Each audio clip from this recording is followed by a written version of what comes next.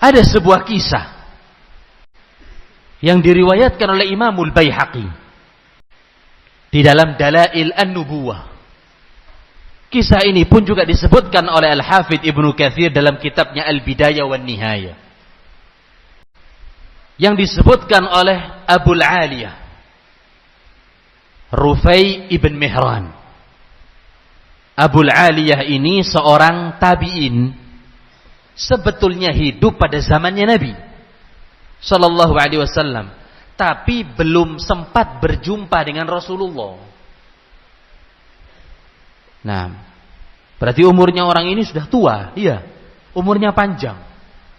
Masuk Islam pada zamannya Abu Bakar, sehingga nggak termasuk sahabat. Disebut muhadram. Riwayatnya merupakan riwayat kibar at-tabi'in, tabi'in yang senior. Kata Abul Aliyah Rufai ibn Mihran rahimahullah, lamma fatahna Tustar, ketika kita menaklukkan Tustar. Tustar ini daerah di Persia. Kalau zaman sekarang di Iran, daerah Ahwaz.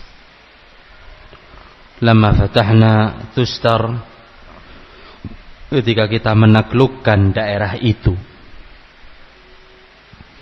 wajadna fi bait mal Hurmuzan, kita masuk ke istananya Hurmuzan pada zaman khilafah Umar. Kita masuk ke lumbung hartanya raja itu, di tempat tersebut, di istananya. Wajadna sariran alaihi rajulun mayyit. Di lumbung hartanya Hurmuzan ini ada satu ranjang dan ada jasad di atasnya. Wa inda ra'sihi mushafun lahu. Di samping kepala jasad itu ada buku. Mushaf maksudnya lembaran. Sahifah. Nah, fa'akhadna al-mushaf. Kata Abul Aliyah, kami pun ambil mushaf itu. Wa hamalnahu ila Umar. Kita bawa mushaf ini kepada Umar.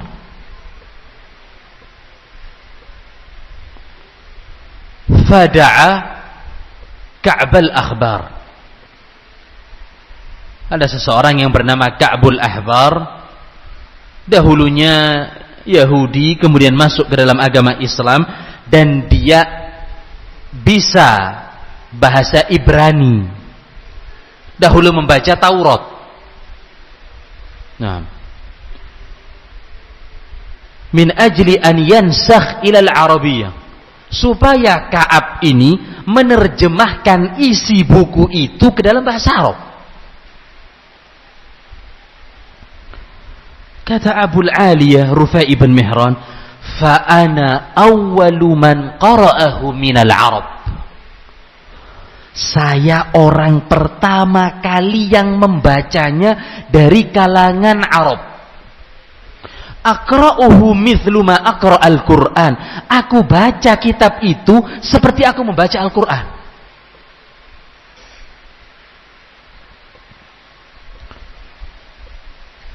Abul Aliyah ini menceritakan kisah itu kepada muridnya yang bernama Khalid ibn Dinar. Maka muridnya ini bertanya kepada gurunya, Khalid ibn Dinar, "Madza kana fihi?" Apa isi daripada buku itu? Apa isi mushafnya? Kata Abul Aliyah, "Siratukum wa umurukum wa dinukum. Agama kalian, perjalanan hidup kamu, dan keadaan-keadaannya. Maksudnya apa? Nabi Muhammad sallallahu alaihi wasallam, nama beliau ada di situ. Oleh karenanya ikhwani afizakumullah, asar ini diletakkan oleh Imamul Baihaqi dalam kitabnya Dalail An-Nubuwah. Bukti-bukti kenabian Rasulullah sallallahu alaihi wasallam. Nama beliau ada di sebuah kitab terdahulu.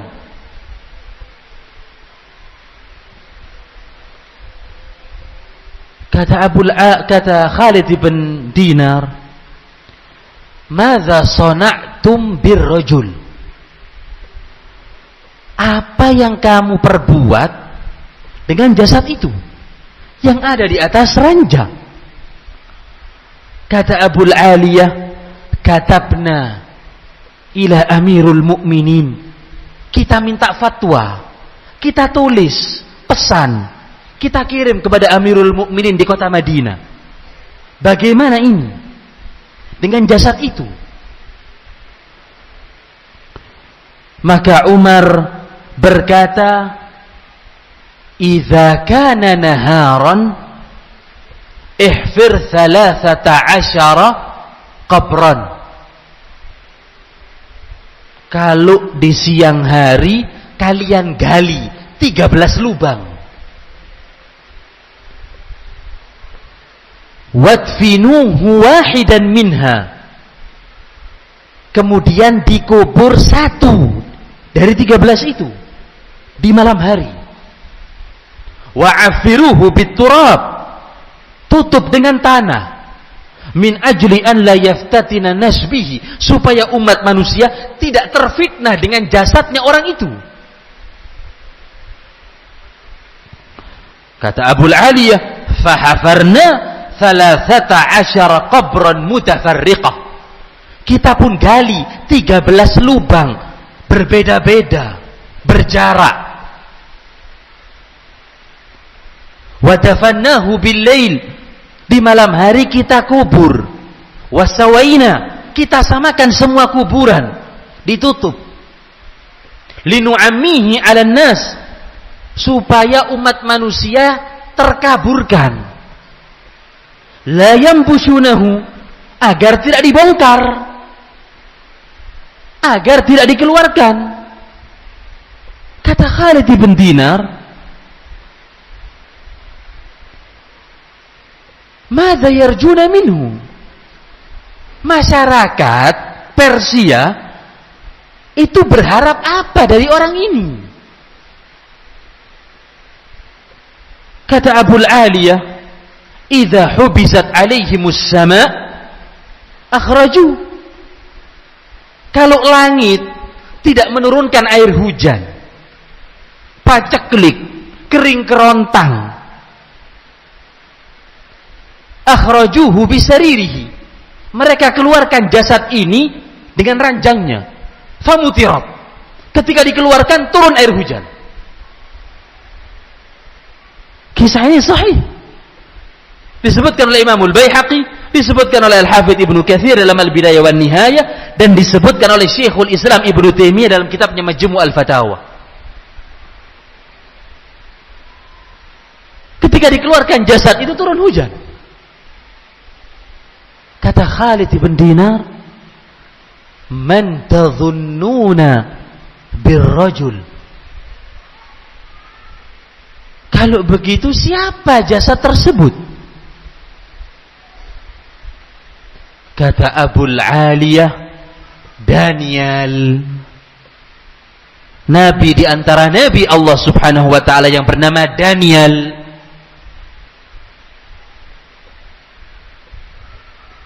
Mundukam, sejak kapan tadhunnuhu qad mat, meninggalnya dia? Kata Abul Aliyah, 300 sana, telah meninggal kurang lebih mungkin taksiranku 300 tahun.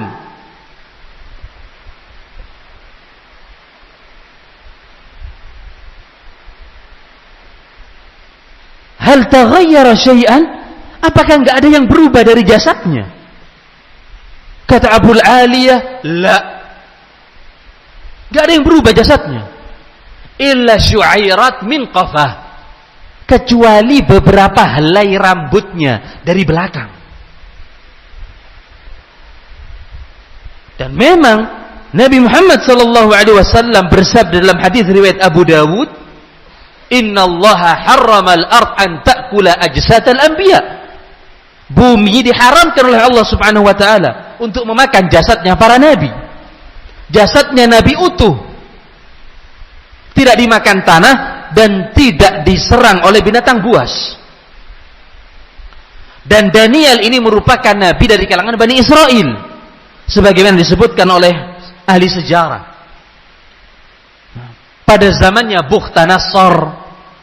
Bukhtanasor ini orang yang pernah menghancurkan Baitul Maqdis, membunuh banyak dari kalangan Yahud, dan membakar Taurat.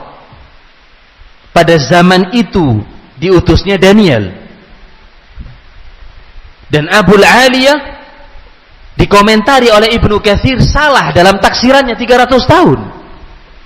Kalau 300 tahun berarti setelah Isa. Padahal nggak ada nabi antara Isa dengan Nabi Muhammad sallallahu alaihi wasallam. Dan jarak keduanya antara 400, ada yang mengatakan 600 tahun.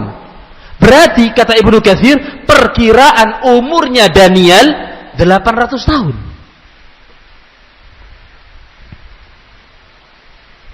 Dan ini disebutkan oleh Syekhul Islam Ibnu Taimiyah rahimahullah. Sebuah asar menunjukkan kepada kita bagaimana para salafun salih, termasuk para sahabat ridwanullah alaihim ajmain, memutus tali. Kalau seandainya ada dan diketahui jasadnya Nabi ini, apa yang akan terjadi? Sehingga Umar memerintahkan kepada mereka untuk mengubur, bahkan dengan cara apa? Kamuflase. Dibuatkan 13 lubang. Jangan sampai ada di antara umat manusia yang tahu di mana lubangnya. Supaya umat manusia tidak terfitnah dan terjerumus kepada kesyirikan. Oleh karena itu pula ikhwani afizakumullah, pohon yang dijadikan sandaran oleh Nabi sallallahu alaihi wasallam ketika berbaiat ridwan yang Allah Subhanahu wa taala abadikan dalam Al-Qur'an. Laqad radhiyallahu 'anil mu'minin idz yubayyi'unaka tahta syajarah. Allah telah ridha kepada kaum mukminin ketika membaiat engkau di bawah pohon. Pohon itu pohon sumroh di daerah Hudaybiyah. Pada zamannya Umar, umat manusia sudah mulai ada yang ngalah barokah, bertabarruk, datang ke pohon itu, sholat di sana. Apa yang diperbuat Umar? Amara biqat'iha faquti'ah. Langsung memerintahkan kepada para prajuritnya untuk menebas atau memotong pohon itu dan dipotong sehingga tidak tersisa dan tidak diketahui sampai detik ini di mana letaknya pohon yang dijadikan sebagai baiatnya Nabi sallallahu alaihi wasallam yang diabadikan di dalam Al-Qur'an. Maka penyempurna daripada perkara tauhid menutup rapat-rapat celah-celah jalan sarana prasarana yang mengantarkan seseorang kepada kesyirikan.